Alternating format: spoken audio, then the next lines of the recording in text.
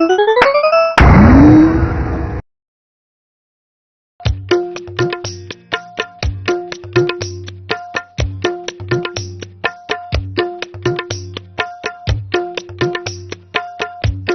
নাও গোপাল, আমার চাল। এবার তোমার ঘোড়া সামলাও। মহারাজ, ঘোড়া তো আমি সামলে নিয়েছি, কিন্তু আপনার এবার কি হবে? এই দেখুন, এবার আপনি সামলান ঠেলাটা। তাই তো, এই যে মহা ফ্যাসাদে ফেললে। এবার আমি কি চাল দিই? উফ, কিছুই মাথায় আসছে না। রাজাকে পেছই না মন্ত্রীকে এগোই? কি হলোটা কি মহারাজ? আপনার বুদ্ধি কি শেষ হয়ে গেল? কই চাল দিন, চাল দিন। হ্যাঁ হ্যাঁ হ্যাঁ হ্যাঁ, এই যে দিচ্ছি দিচ্ছি। এই আমি রাজাকে পেছনে সরালাম।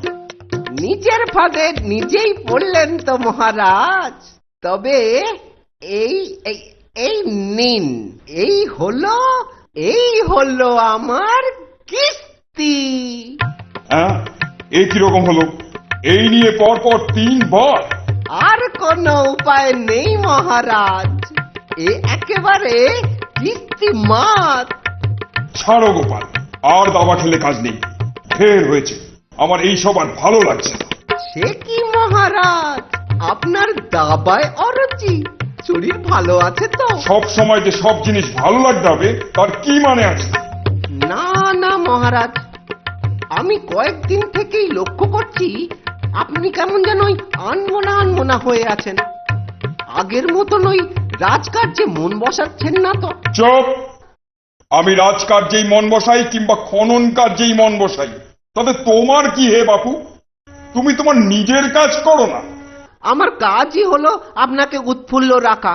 ঠিক আছে, আপনার দাবা খেলতে যখন ভালোই লাগছে না, তখন ক্ষতি নেই। আমি বরং সেদিনে বাজারে কি ঘটেছে সেটা আপনাকে বলি। আহ, থামো থামো, খুব হয়েছে গোপাল, যত সব।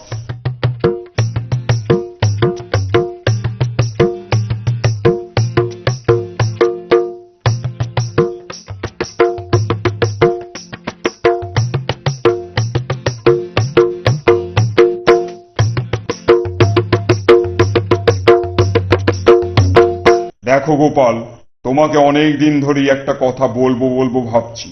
তোমার কেমন লাগবে ভেবে আর বলতে পারছি না। আপনি আমাকে বলবেন, এতে দ্বিধা কিসের মহারাজ? আপনার মনের কথা আপনি নিশ্চিন্তে আমাকে বলুন। দেখো গোপাল, তোমার ভাড়ামো এখন আমার আর সহ্য হচ্ছে না, একদম ভালো লাগছে না। আর আমার এই বয়সে এখন ধর্মকর্ম শুনতে ইচ্ছে করে। কি বললেন মহারাজ? ধর্মকথা? হ্যাঁ তাই, সে কারণে আমি সিদ্ধান্ত নিয়েছি যে এখন থেকে আমার সঙ্গী হবেন একজন ধর্মগুরু। তাহলে আমি মহারাজ? উপস্থিত আমার এখন তোমাকে প্রয়োজন নেই। তুমি তো আর আমাকে ভাড়ামির জায়গায় ধর্ম কথা শোনাতে পারবে না। কাকের মুখে কোকিলের গান বেরোয় না।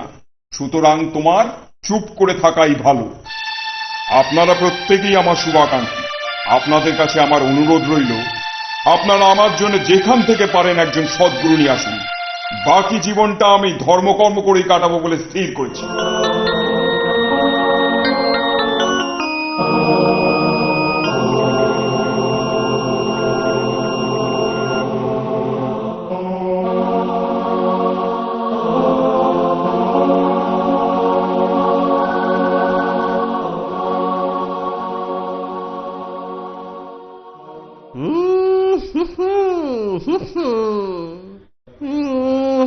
হচ্ছে না, হচ্ছে না, হচ্ছে না, হচ্ছে না। এভাবে হবে না, এভাবে হবে না। পেয়েছি। বলি এসব শুরু করেছো নাকি? হ্যাঁ শুনি। বুড়ো বয়সে ভীমরতি নাকি? যত দিন যাচ্ছে ছেলে মানুষিপনা তোমার বেড়েই চলেছে। 2-3 দিন রাজবাড়ি যাওনি, নাওয়া খাওয়া সব ছেড়ে দিয়েছো। বলি এসব হচ্ছেটা কি শুনি? রাজবাড়িতে না গেলে খাওয়া হবে কি করে? কিছু না, কিছু না, কিছু না। শুধু ভাবছি, শুধু ভাবছি, ভাবছি আর ভাবছি, ভাবছি আর ভাবছি। এই তোমার ভাবার বহর? এত ভাবলে তো পাগল হয়ে যাবে। পাগলামিরা দেখলে কি, যেদিন তপস্যার নামে ওই গাছে উঠে এক ঠ্যাঙে ঝুলবো, বুঝলে, এক ঠ্যাঙে ঝুলবো, সেদিন দেখবে ওই পাগলামি কাকে বলে। গাছে উঠে ঝুলবে? ও মা, সে কি সর্বনেশে কথা গো। আমাকে ঝুলতেই হবে গিন্নি, আমাকে ঝুলতেই হবে। ওই মহারাজের জন্য আমাকে ঝুলতেই হবে। আজ আমি না ঝুললে মহারাজ সারা জীবনের জন্য তো ঝুলবেনই, আর তার সাথে আমাকেও ঝুলিয়ে ছাড়বেন। কি যে হচ্ছে আমি কিছুই বুঝতে পারছি না। বলছি তো, কিছু বুঝবার দরকার নেই, আমি যা বলছি তাই তুমি করো তো। ঠিক আছে ঠিক আছে, আমার বাপু কোনো বুঝে কাজ নেই, তুমি তোমার যা খুশি তাই করো। আমি ওদিকে ঝুলতে যাই। হলদে সবুজ ওরাং ওটাং, ইট পাটকেল জিত পটাং, মুশকিল আসান উড়ে মালি, ধর্মতলায় কর্মখালি। হলদে সবুজ ওরাং ওটাং, ইট পাটকেল জিত পটাং, মুশকিল আসান উড়ে মালি, ধর্মতলায় কর্মখালি। হলদে সবুজ ওরাং ওটাং, ইট পাটকেল জিত পটাং, মুশকিল আসান উড়ে মালি, ধর্মতলায় কর্মখালি। শেষকালে মাথায় রক্ত উঠে না মরে যায়, গোপাল খুড়োর মতি গতি বুঝতে পারছি না। আমি এই চললুম মহারাজকে খবর দিতে।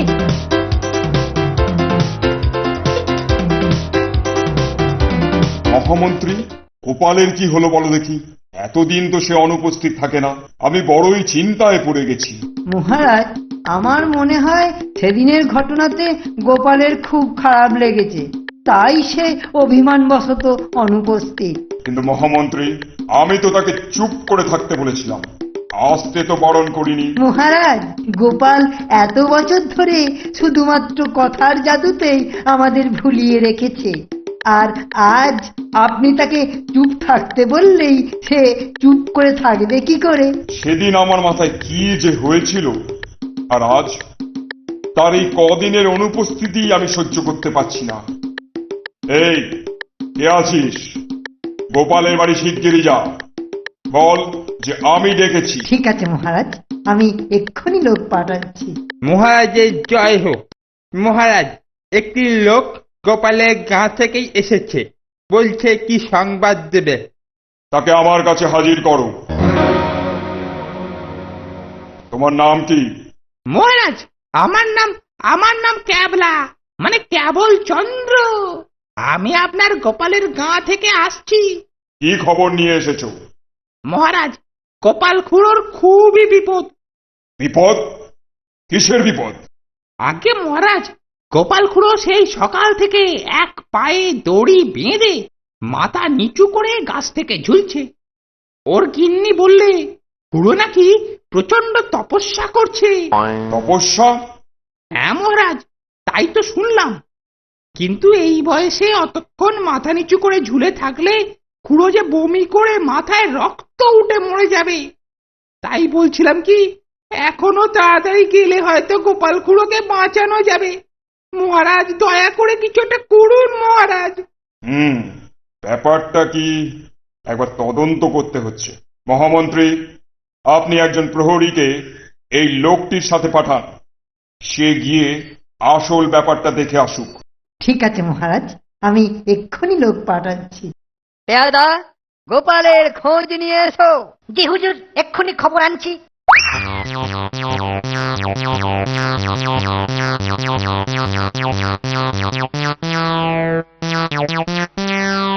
কোথায় গোপাল খুড়ো?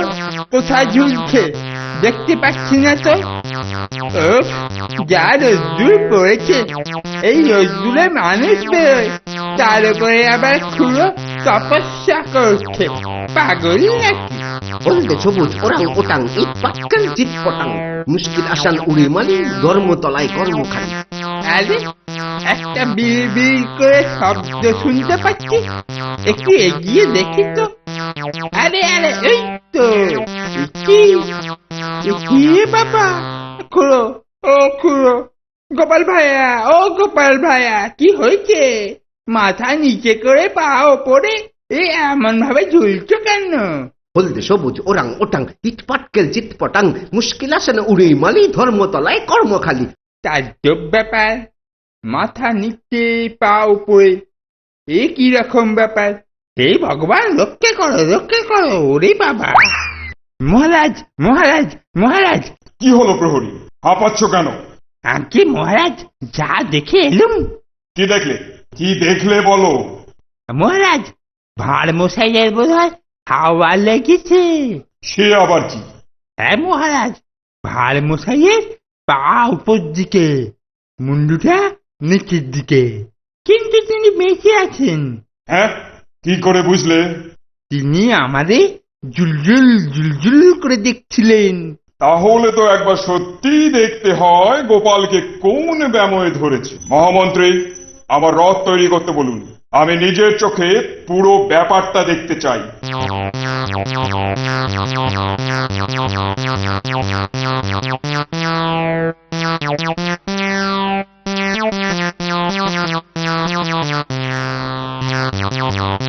হ্যাঁ, এই যে দস্তুর মতো ঝুলছে।